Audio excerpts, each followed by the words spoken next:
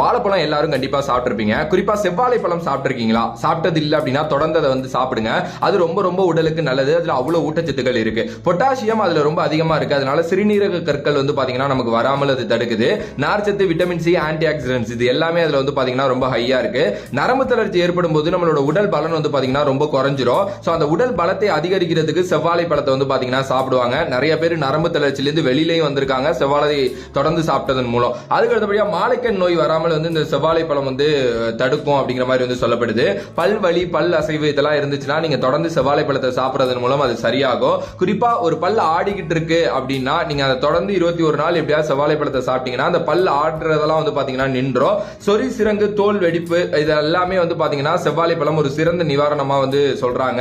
அதே நேரத்தில் உங்களுக்கு ஏதாவது சரும பிரச்சனை இருக்கு அப்படின்னா நீங்க தொடர்ந்து செவ்வாழை பழத்தை 7 நாள் சாப்பிடுறீங்க அப்படின்னா உங்களுக்கு வந்து அந்த சரும பிரச்சனை வந்து போகும். ரொம்பவே அதிகமா சாப்பிடாதீங்க, மினிமமா எடுத்துங்க. நல்ல ஒரு